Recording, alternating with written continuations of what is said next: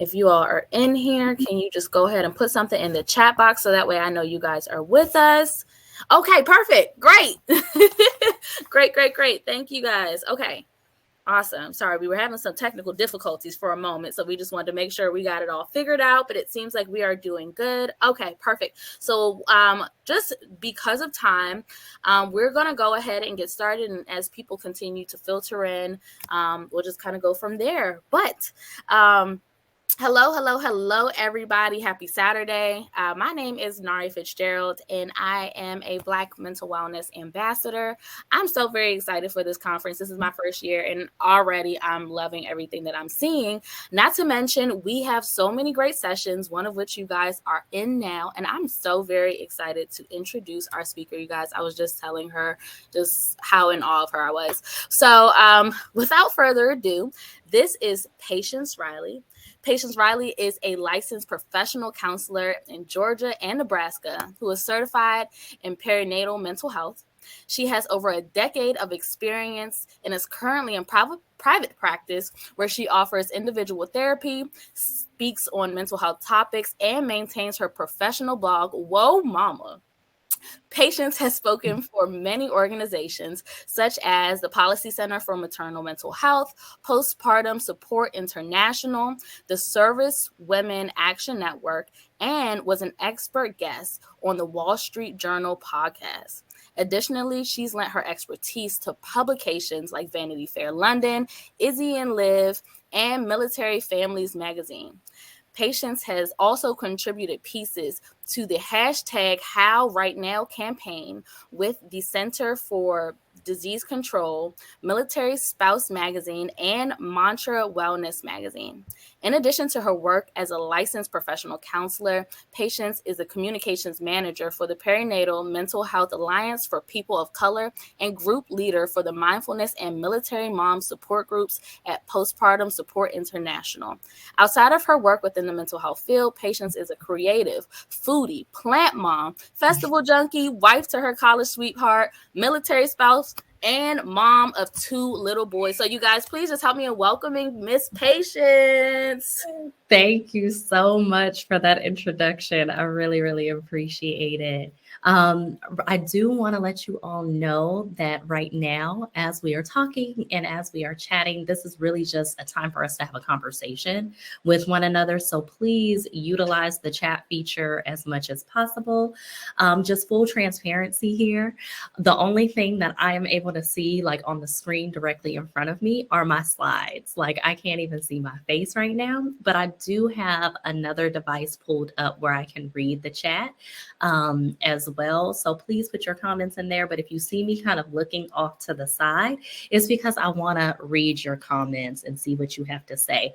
So you've learned a little bit about me. Please share in the chat. Just drop your name, where you're located. If you want to share what you do, your profession, you can do that as well. Or even if you want to share what has you interested in this topic, just anything. I just like to know who I'm in space with during this time. So you all heard a ton about me. One thing that was not shared on my bio that I would like you all to know, another lens that I'm coming from. So we are talking about a postpartum state of mind, supporting Black moms and birthing people during pregnancy and postpartum. In addition to my work as a therapist and with these other organizations, I do also have lived experience. So I had some mental health issues and challenges and complications after having my children. So I come to you today not only as a provider here in the space, but I also do come to you as somebody that has that lived experience. Okay? All righty. So today, what we will be learning and what we will be talking and discussing, we'll first figure out like, okay, perinatal timeframes. What is that? What time period are we even talking about? Then we're also going to look at some common complications, like the medical complications that might get brought up during pregnancy and postpartum. And then why is it important for us to be talking about perinatal mental health specifically? And then what can some of those complications and diagnosis look like? And then if you are a clinician, if you are a provider, I do want to just go over some screening tools that can be helpful and beneficial for you. If you do happen to work with somebody that might be pregnant or might be postpartum. Also, how can we help restore joy? This is what this virtual conference is about, is helping to restore joy in the Black community. So what can we do to help do that? Also, I have a list of referrals that you could have, different providers that could be on your care team, and then also resources. Now, the resources that I have at the end, they are also in the booklet. So please do not fret if you don't have time to like take a picture or anything like that. It is all there in the guide for you. Now, I do want to look over because I do see some folks are introducing themselves. I do not want to mispronounce your name. I am going to do the best that I can. Akasua from Toronto, Canada, single mom of 3 boys, recovering from my own mental health challenges while being a mental health advocate for the Black and African community where there is so much stigma about mental health. Welcome, welcome, welcome. Thank you for being here. We have Brianna is a counselor in Western New York. I've recently had a few clients that have had miscarriages and like to be more informed to better support them. I appreciate you all so much for being here. And then for those who are catching the replay, I appreciate you for watching and learning more about this topic. So what my goal for today, these are written out a little bit longer, but just kind of to get straight to the point with you, is I want you to be able to just have a little bit more knowledge than what you came in with about perinatal mental health. So to have a little bit of information that maybe if you do have a client that comes in, you can share some information with them, or even if you are advocating in this space, you have a little bit of that language that you can use to share about the topic.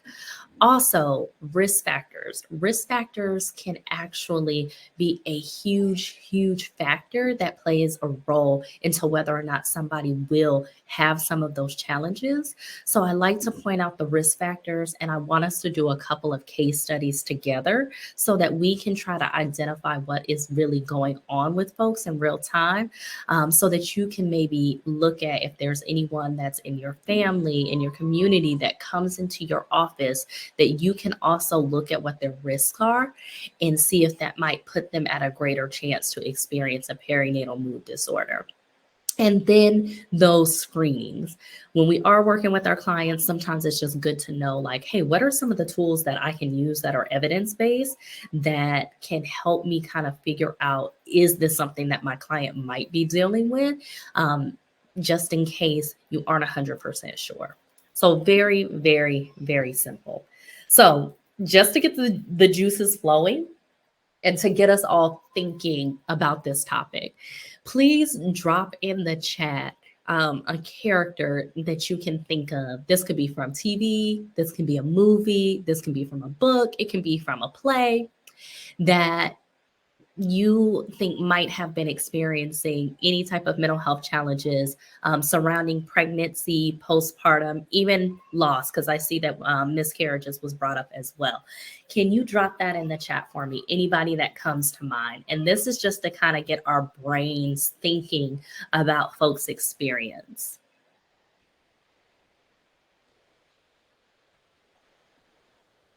And it's also okay if you don't. I have some examples for you.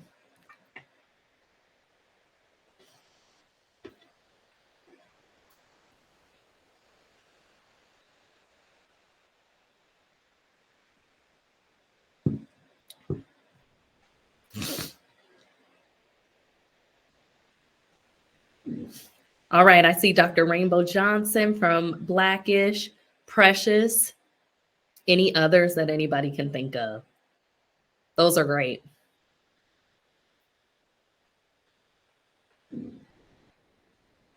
Adrian from Secret Life of American Teenager. I have not seen that show.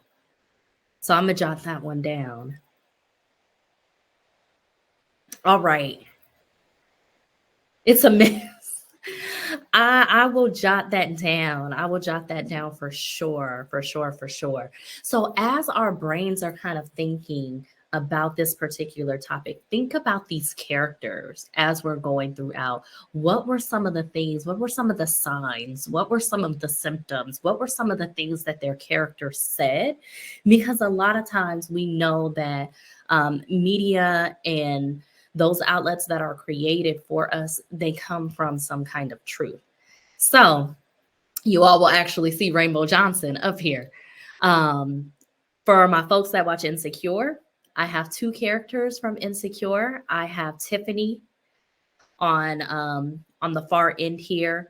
She was dealing with some postpartum depression. They actually named it in the final season. I did put Condola on here. They did not say that she had a specific diagnosis of a perinatal mood disorder. However, we did see her character's transition into motherhood, and we saw some of the struggles that she was dealing with while being a new mom. And with her story, there are different things as it relates to risk factors and as it relates to some of the statements and actions that she was making that show that switch and that change. Just like Kayla said, Rainbow Johnson from Blackish, Tracy Ellis Ross played her character. This is a scene from one of the episodes where she ended up dealing with postpartum depression. I like that they brought up this topic for her character when she was on baby number 4. So she already had the twins, she already had Chloe, and it wasn't until she had her last baby that she was dealing with postpartum depression, which I think is really powerful to show, because I've had some clients where they might be on baby number 3, they might be on baby number 4, and they've never dealt with this before. So this is completely new to them. So it's good for us to kind of see, like, hey, just having one child doesn't necessarily mean that somebody won't be affected by this. And then Shonda Rhimes, her depiction of Queen Charlotte. Um, I was just became very, very fascinated with the show. And I understand that, she kind of did like a historical fiction and made the character her own, but she had a lot of risk factors. So her issues, as I looked at it, as it might relate to mental health, may not have necessarily been directly to pregnancy or postpartum. However, Queen Charlotte did have a lot of risk factors, and someone's risk factors can play a huge role on whether or not they might develop a perinatal mood disorder. So I thought she was a great character to bring up. If you all happen to think of any others, just drop them in the chat, because sometimes it's nice for us to be able to check out later on. All right. Welcome, welcome so much, Corinne, mom of 2 from Virginia who experienced PPA and PPD after the birth of your first child 10 years ago. Very difficult time. Also experienced 2 losses, advocate and founder of Confirmations. Yeah, so nice to have you here. Welcome, welcome.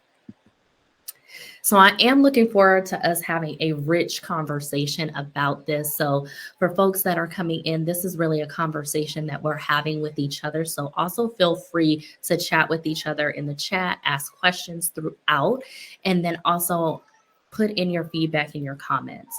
So when we are talking about the perinatal period, like what time period is that?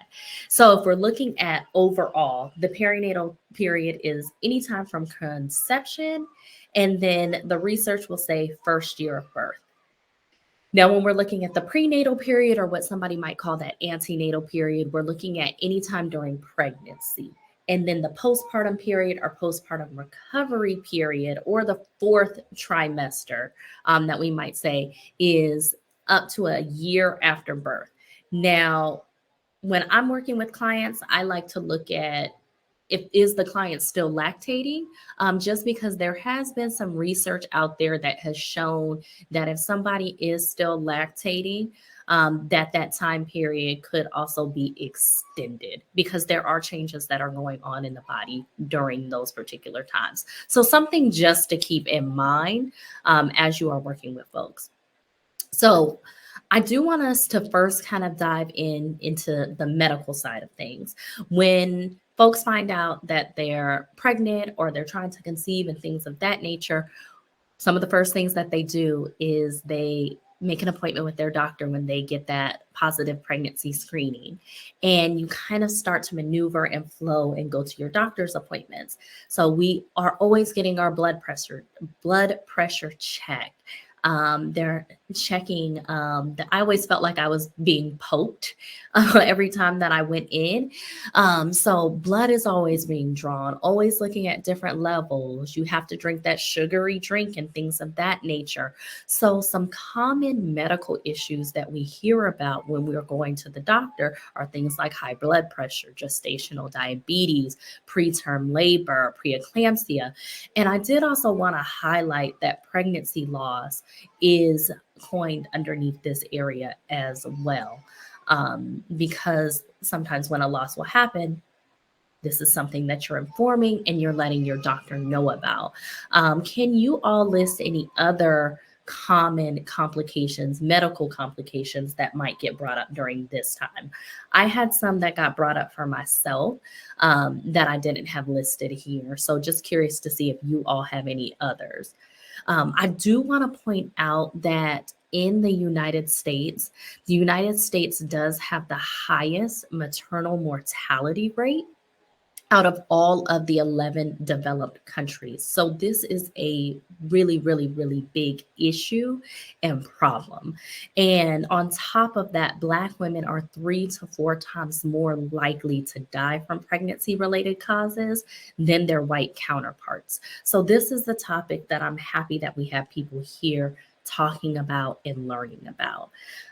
Any other medical complications? Placental abruption, absolutely, absolutely. Uh, I ended up being anemic with both of my pregnancies, and then I also ended up finding out that my platelet count was low. So essentially, my blood was having a hard time clotting when I had my second baby, and if my platelet count didn't get up, obviously there's a lot of blood that comes from when you're actually giving birth and having a baby. That was going to be a really big issue if my blood was not clotting. So those are some other medical complications that can get brought up. And when those medical complications do happen, a lot of times we get a lot of information. We're aware, we know about things like diabetes, we know about things like high blood pressure, um, and anemia and things of that nature. It seems like there is a wealth of knowledge out there surrounding those particular things. So I pose this question to you. Why is perinatal mental health an important topic for us to discuss? Anybody want to drop in the chat for me why this is a topic that we should even be discussing and bringing up today?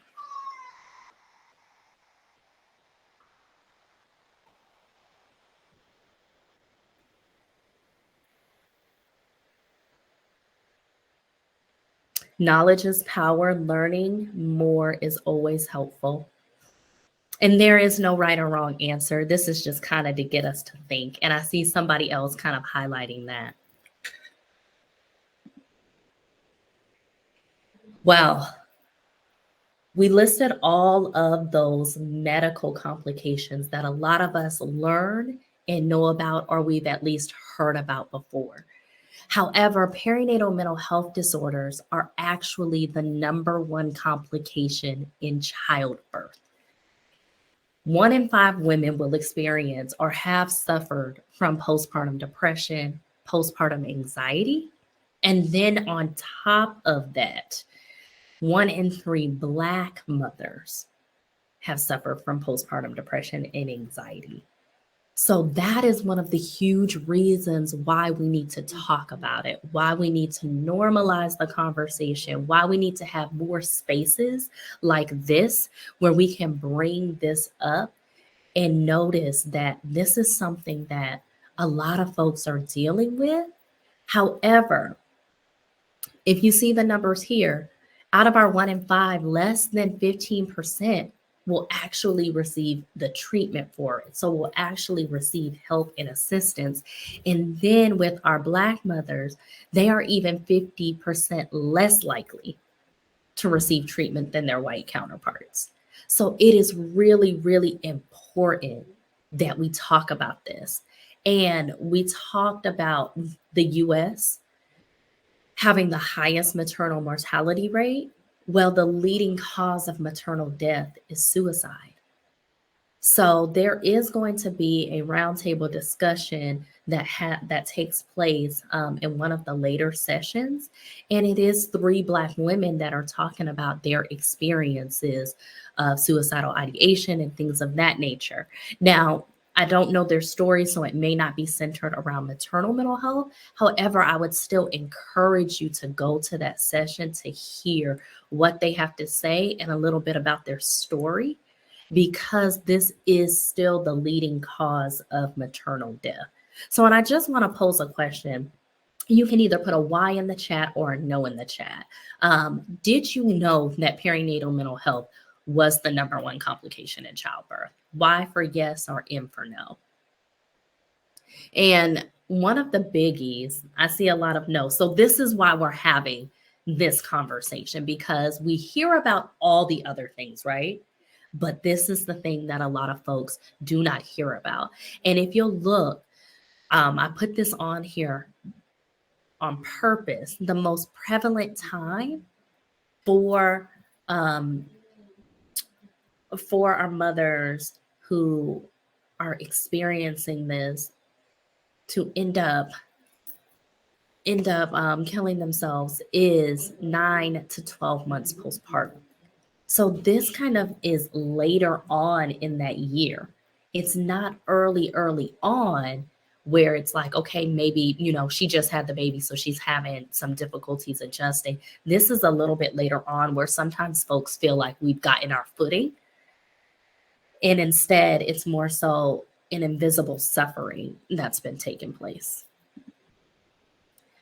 So I'm grateful for you. I'm grateful for you being here. I'm grateful for you sharing your experiences. I'm grateful for you wanting to be somebody that holds the mother.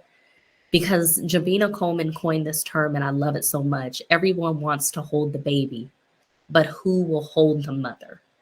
Who will hold her when she is having difficulties, when she is struggling, when she is having those internal thoughts that she feels like she cannot share with anyone else?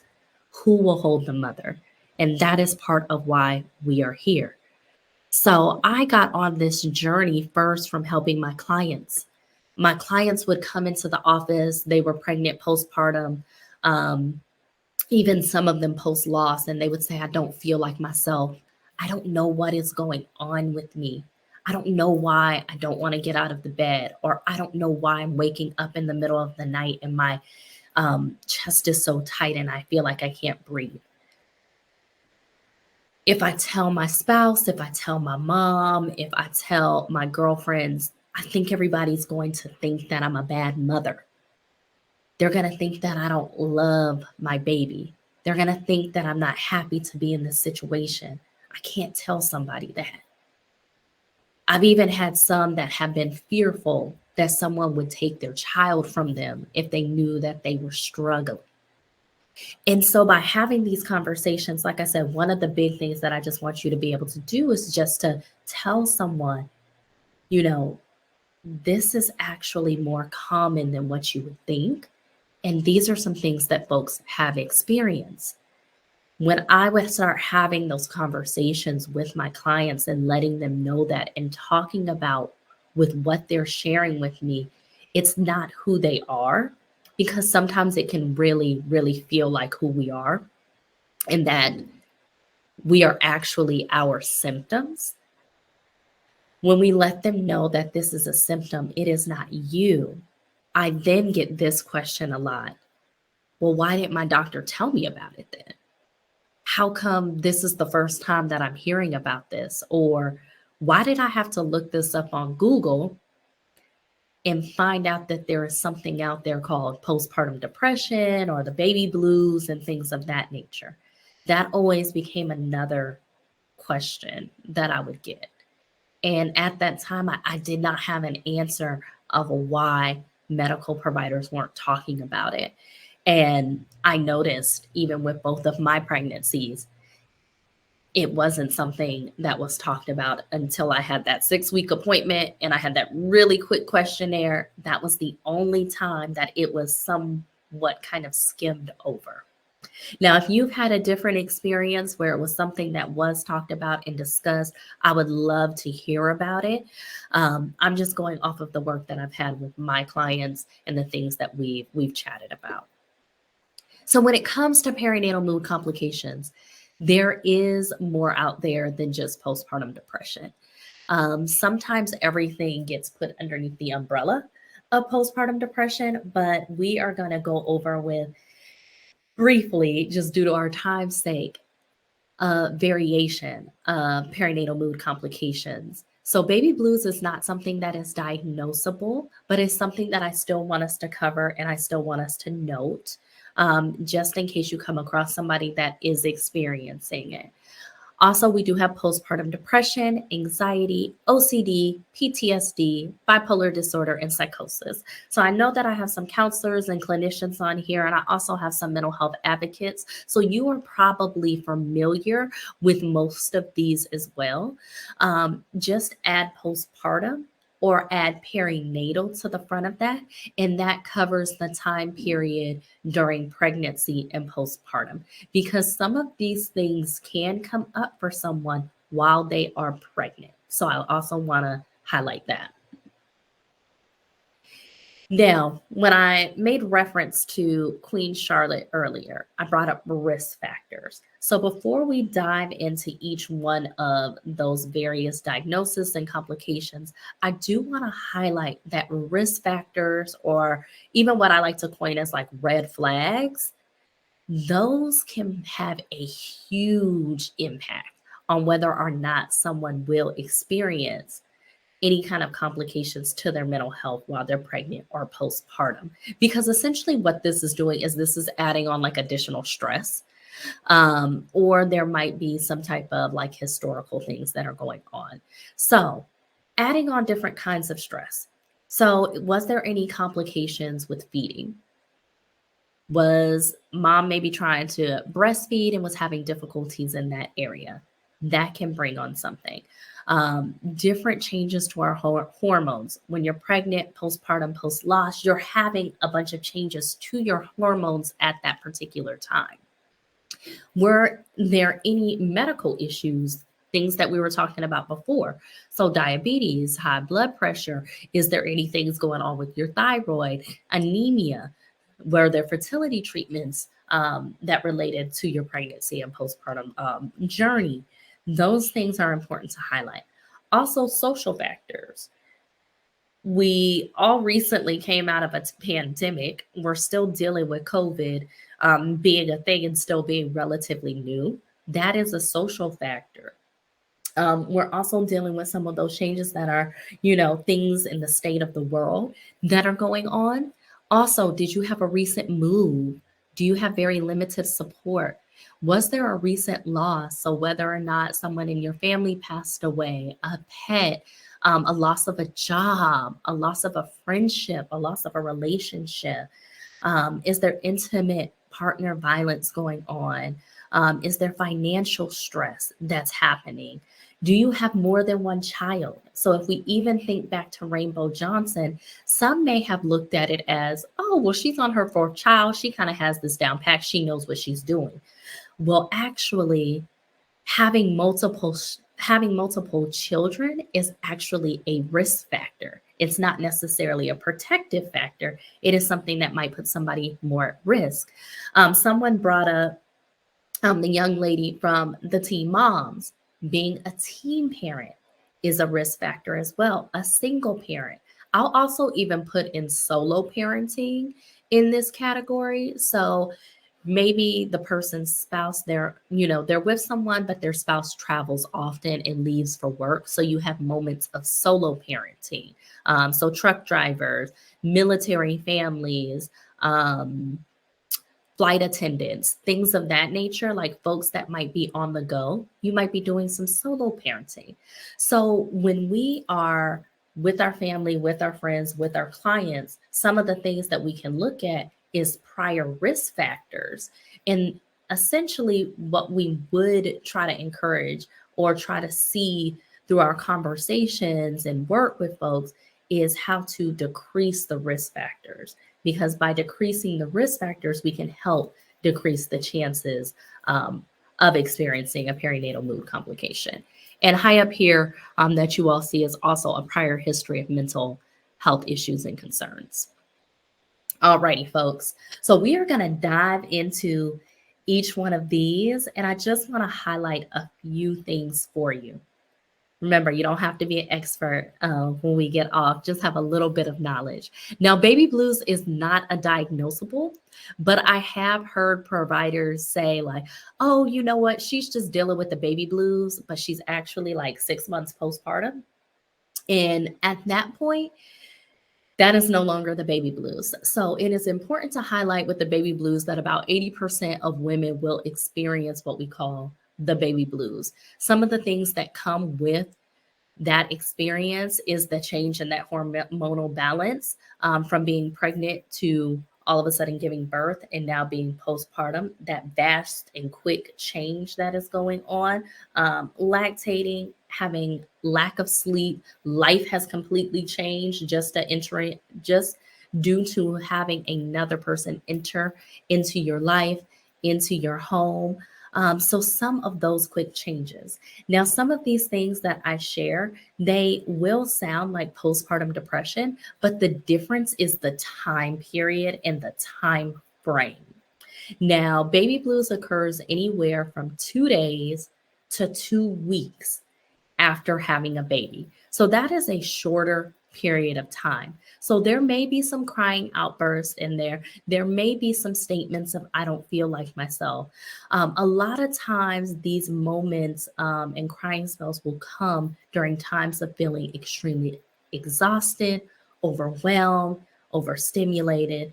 Um, but it is within the shorter time frame. Also, a thing that we note is that they kind of peak during the third day and the fifth day. And if we kind of think about that, if somebody gave birth at home, that's usually the time period where people are actually going back home and having to navigate what it is to have this person, this new baby in their life then. There might be some times where they might, be bothered, resented, annoyed, agitated by their spouse as well. Now, like I said, the difference with baby blues is that baby blues around that 2 week mark will just kind of naturally dwindle off. Now, with baby blues, it does look a lot like postpartum depression. However, that time period and how severe the severity, that is big, big, big differences. Also, the changes to that person's kind of self esteem and how they view themselves. Like I shared earlier, a lot of times with our moms and birthing people who are experiencing perinatal mood complications, it will feel like who they are. It will feel like who they are becoming, who they are turning into as a mother versus the symptoms that they're experiencing. So, if you're around somebody, it might be seeing things like, I'm having a difficult time coping, they're not able to cope the way that they used to. This doesn't feel like who I am. Um, for those that may have missed it, along with being a therapist, I also have my own lived experience.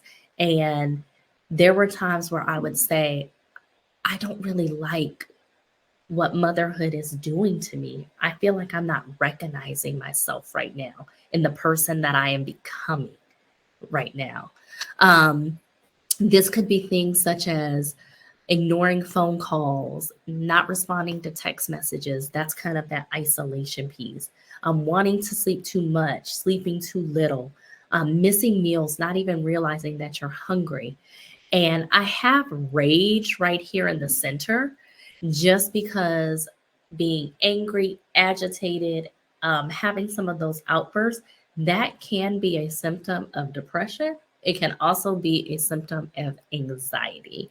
And there was a research study that came out that was done on Black women And it showed that a lot of times Black women may not just burst out into tears and have these crying spells, but they might have more of that rage, that anger, that overwhelm, that upset. And what that is really depression. So sometimes it's not always looked at as that. And folks may not realize that Black women are depressed. They're just thinking that they're walking around angry. But the reason it's like, why is that person angry? So that kind of brings me on over to postpartum anxiety, because postpartum depression and anxiety, and I honestly would say depression and anxiety a lot of times like to hang out. So they like to kind of be buddies and partner and go together. Now, this could be being extremely overwhelmed or having some of that rage come in. This could be like what if statements. What if this happens? What if that took place? What if that occurred? And then also, research tells us that with our Black and Brown women, a lot of the physical symptoms, so the things that we experience in our body, could actually be the anxiety. And we're more likely to experience our anxiety in our body. So our hearts feeling like they're going to beat out of our chest, our palms sweating, having headaches, having those backaches, having the bubble guts, having your stomach kind of doing flips, turns, having to run to the bathroom, muscle spasms and things like that, and tension. So sometimes even like I've had folks who like maybe their face might twitch or their eye might shake, things of that nature as well is more prevalent. So if people are just kind of thinking about the thought processes of anxiety, may not pay attention and notice some of those physical signs. Alrighty. So, time for you all to engage and let's get ready for a conversation. Our time has gone by really, really fast, y'all. So, I'm going to try to speed it up. I didn't realize we only got like 10 minutes in, 10 minutes left. But I want you all to meet April. April is a 32-year-old Black female who is 5 months postpartum. She scheduled her an appointment with you after sharing her feelings with her partner. My thoughts are spinning around and I can't seem to make decisions. Oftentimes, I feel like my heart is going to beat out of my chest. I walk around with a pit in my stomach and I feel dizzy. It took so much for me to have my baby, and I want to make sure that she's safe.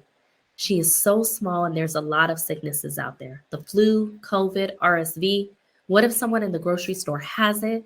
What if my partner brings it home from work? Or what if I do something to expose her? It's too much to bear. I just don't know why I feel like this. All right. So when we hear April's story, if you were sitting down and you were talking to her, are there any like signs or symptoms that you can point out that she is sharing and she is expressing to you? Mm-hmm. Brianna hit it right on the head. Anxiety, the spinning thoughts. So a lot of those like what ifs, those going on. Is there anything that you would want to learn more about her story in order to help her?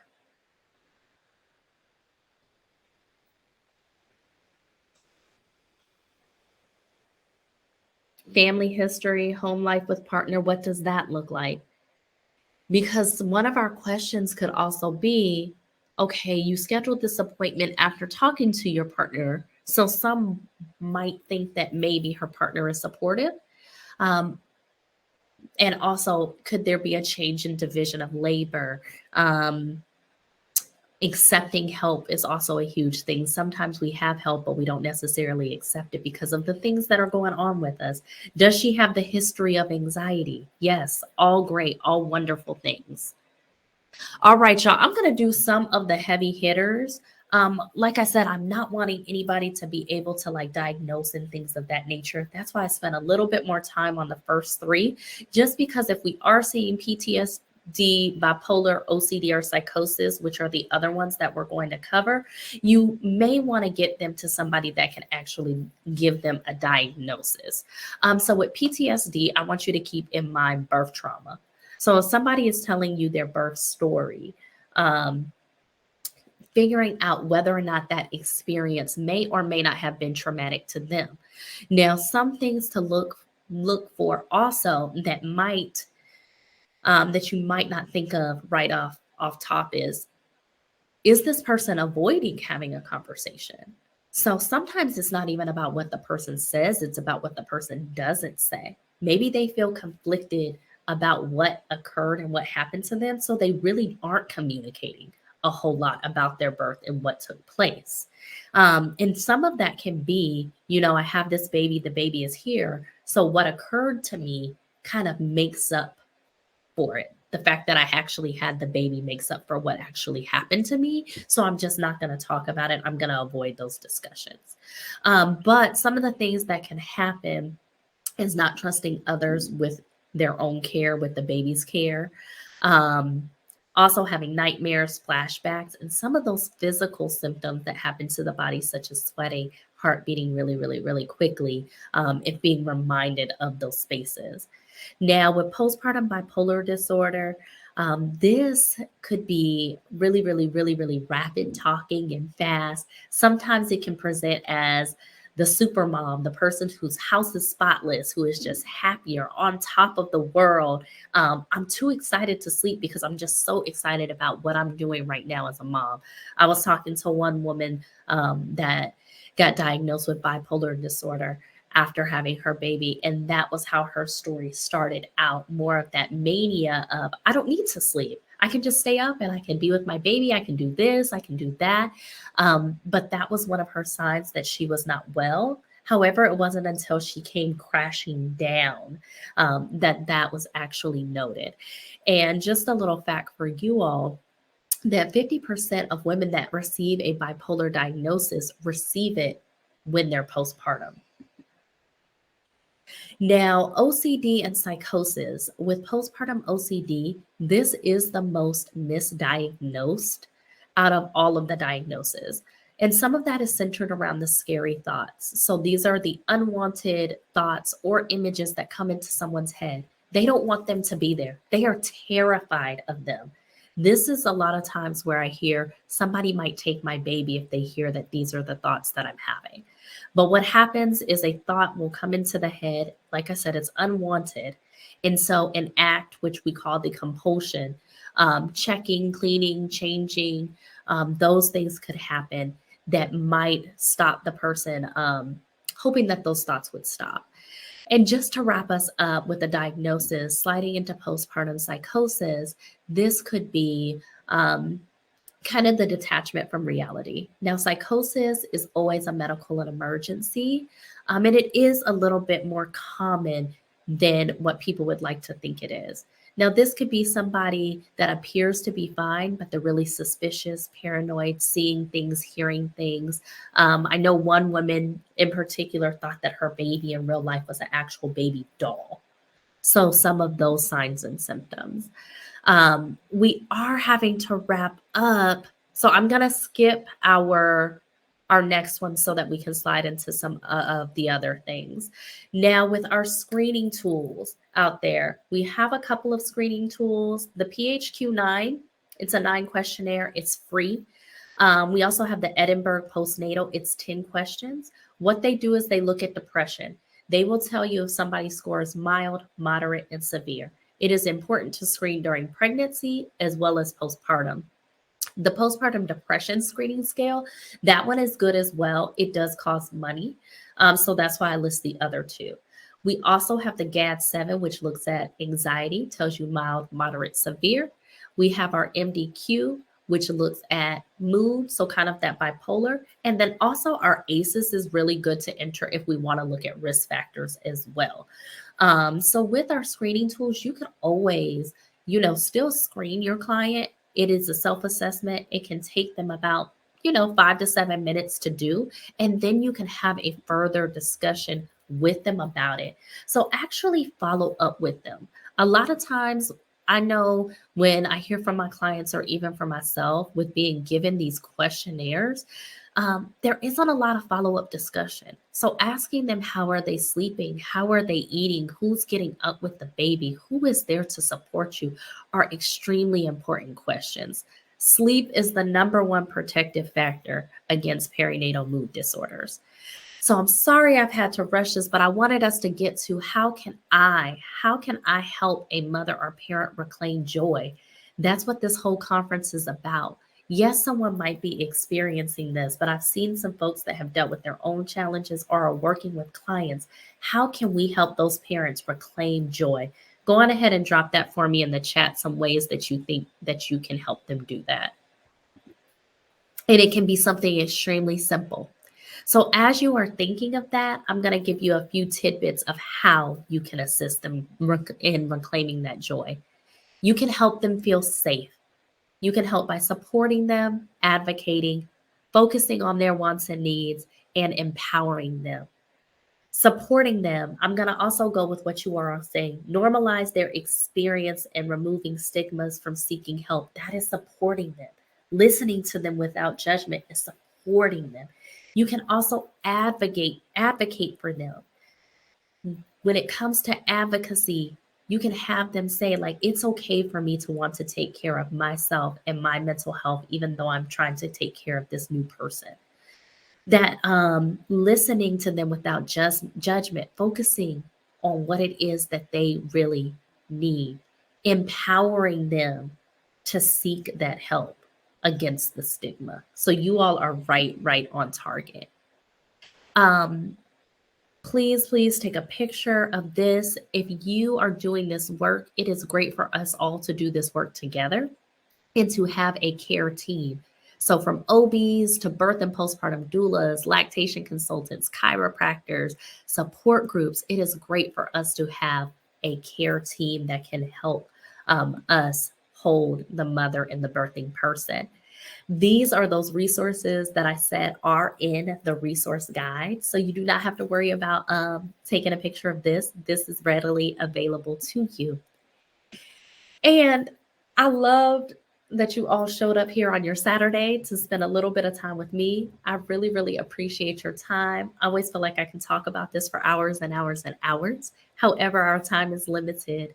But if you would like to stay in contact and talk about this a little bit further, please let me know. This is my website. My email address is info@womamas.com. I'm also on Instagram and I am on LinkedIn as well. I would love to stay connected with you. I always love expanding my provider network. And I do work for an organization, the Perinatal Mental Health Alliance for People of Color. It's a program within Postpartum Support International. And we have a lot of free resources to offer support to pregnant, postpartum, post loss, post adoption, abortion, things of that nature. So if you are, I know some of us on here are working with families. If you need additional resources for your clients and the people in your life, please let me know and I can get that information on over to you if you find it difficult to find in that resource guide. Thank you so very much just for everything that you stated, your knowledge, being the change that we really need in the world. Just thank you. Everything that you stated was so very relevant and so very powerful. And I'm sure it resonated with many of us on here and just giving us the understanding that we need to continue to, again, enforce change. So thank you so much, Mrs. Patience Riley, you all. Again, she gave you all, her information. So if y'all need anything, feel free to follow up with her. Otherwise, I thank you all for joining this session, and we will see you guys in the next couple sessions that we have. So thank you again so much, everyone. Thank you all so much. Thank you for having me. Absolutely. All right. Bye, guys. Bye.